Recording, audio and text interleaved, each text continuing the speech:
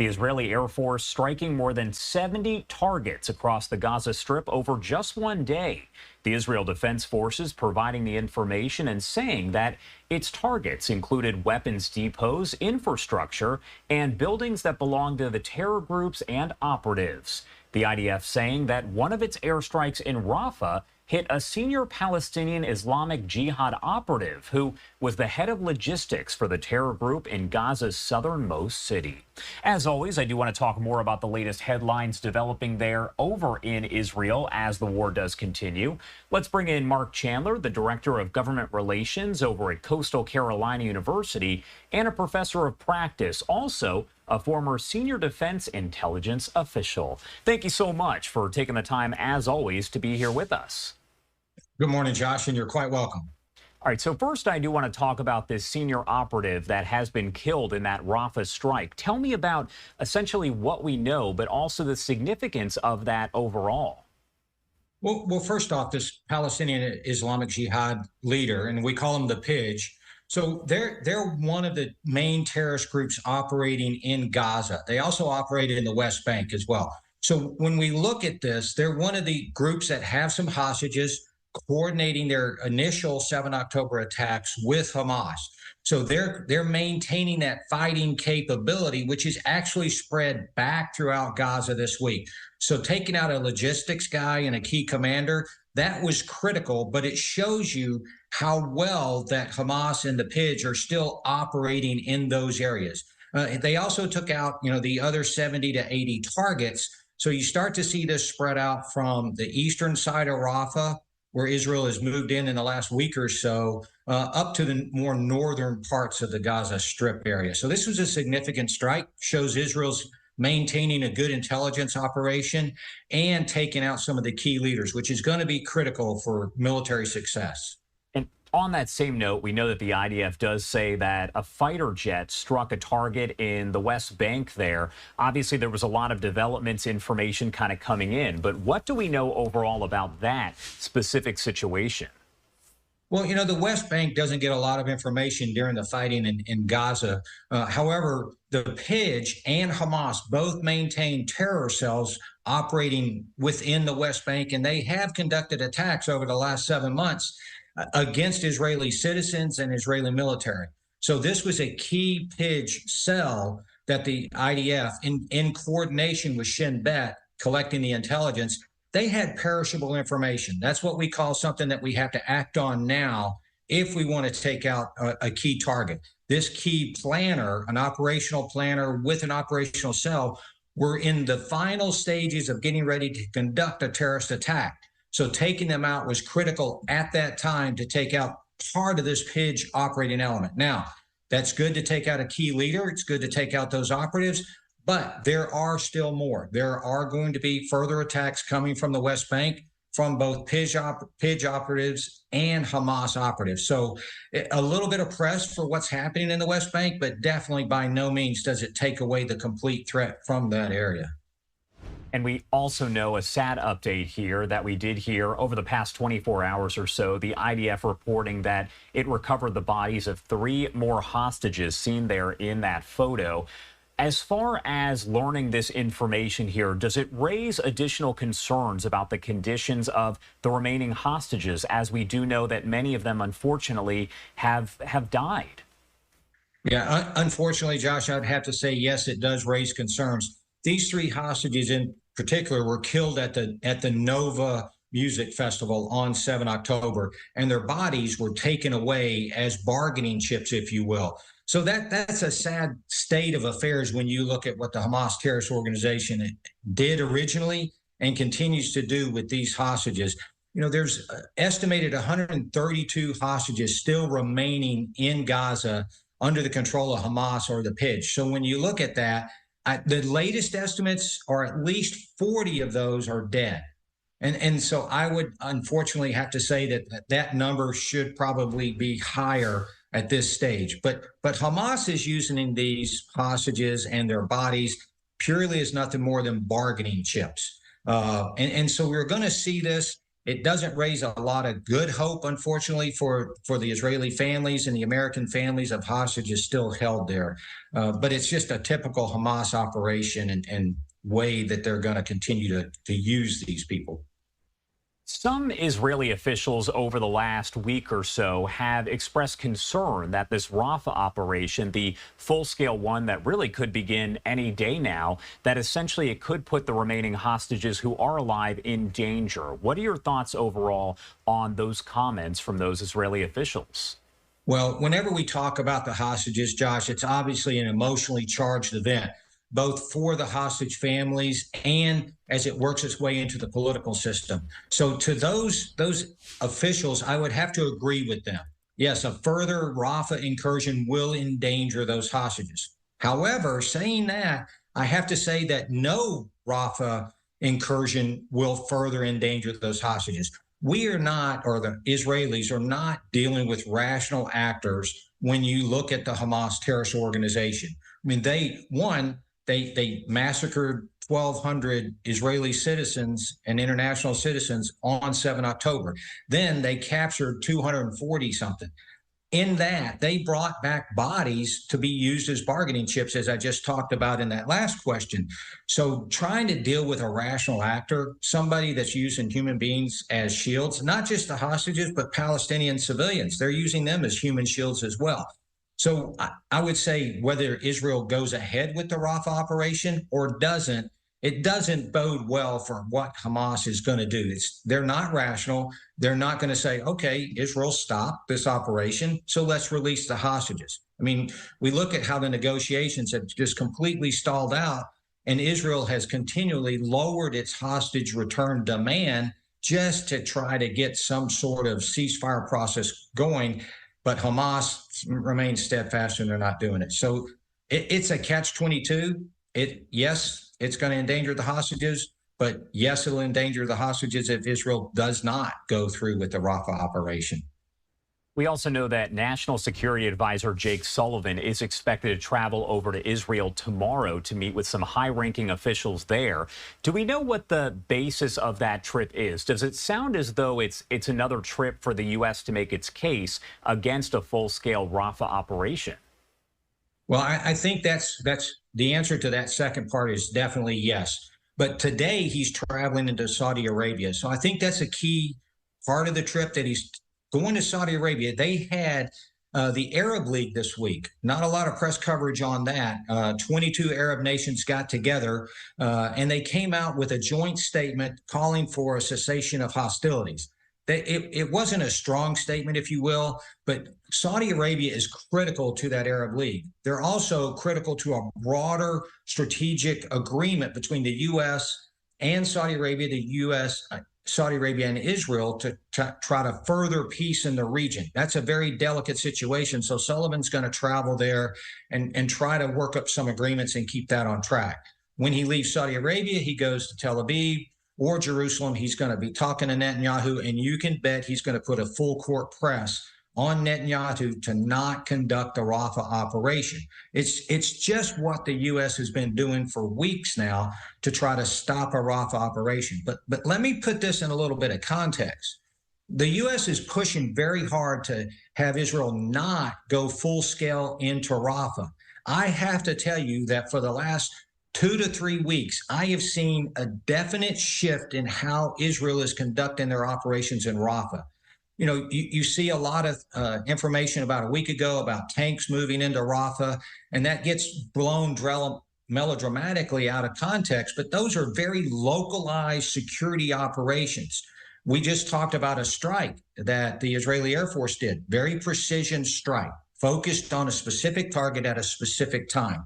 So Israel has definitely changed its tactics. So as we start to look at this, Israel is doing what the U.S. is actually asking for. But the ultimate objective is to kill those 4,000 plus remaining Hamas fighters who are entrenched in Rafah, and as we've seen, have started to move outside of the Rafah region back up into areas previously secure. So you're looking at this full court press, and I'm wondering to myself, do we not understand in the U.S. that Israel has changed its approach? Very methodical, very not low key, but more precision and focused on these military operations. So we'll do that. Now, if I can, I want to talk about the side effects. If Israel does not finish and destroy Hamas fighters in their enclave that they have in Rafah, Hamas wins. And I can tell you that there's reports this week of Hamas meeting with Hezbollah to coordinate attacks from the north while Hamas is increasing attacks across Gaza. And this week in the Middle East, Hamas released a strong statement to its fighters: continue the fight, brothers, because what's going to happen is we are winning and we can continue that. So a byproduct of the U.S. push is so that's not setting Israel up for success in any way, shape, or form.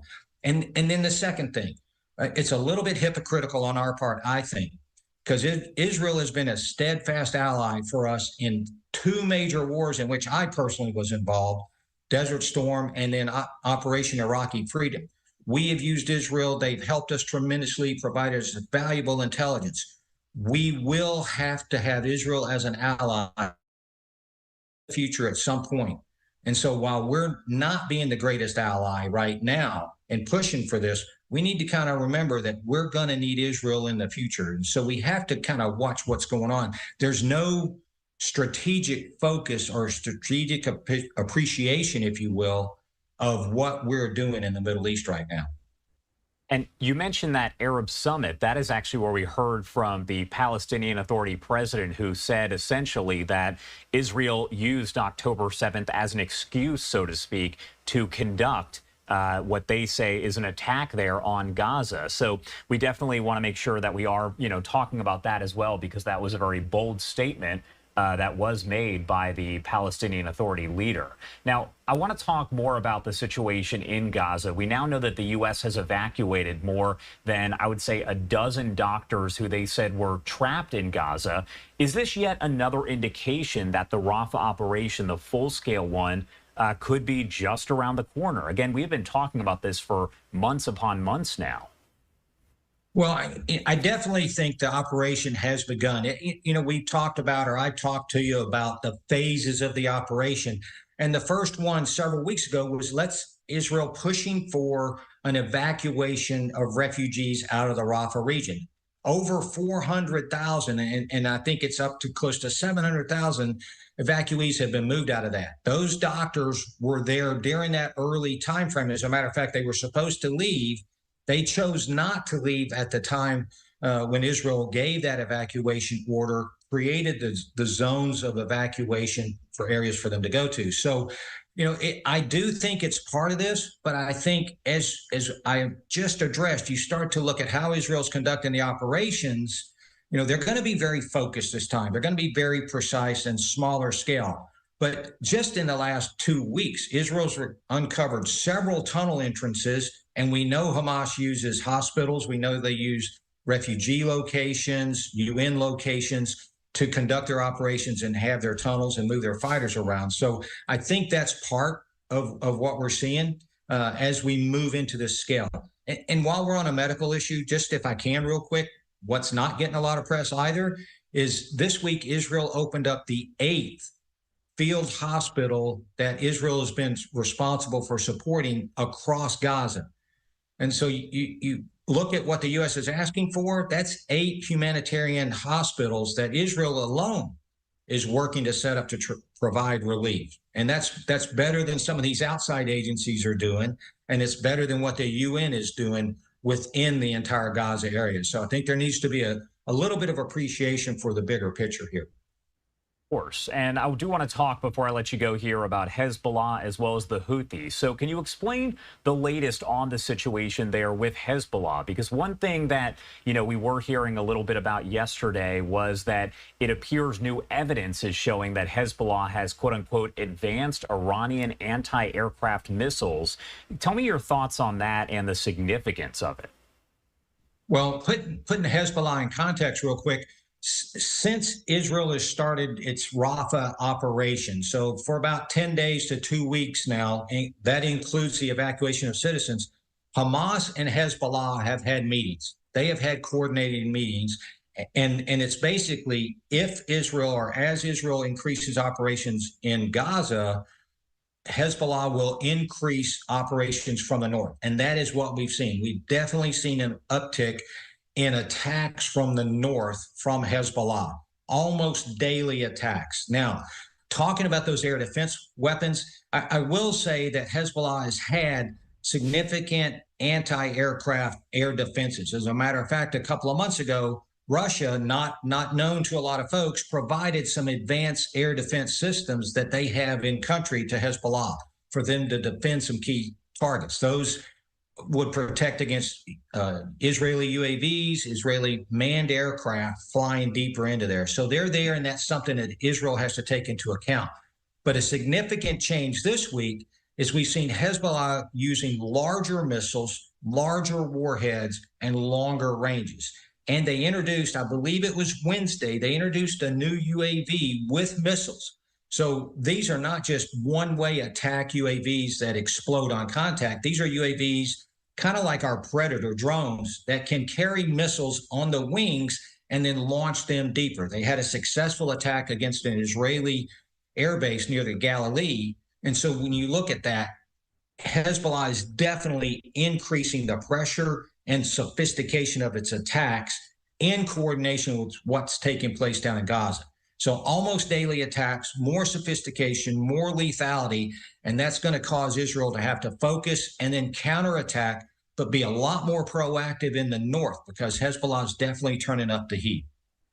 We're not hearing a lot about the Houthis recently, but that activity is still going on as well. So can you break down for the viewers out there what the latest information on those attacks is right now?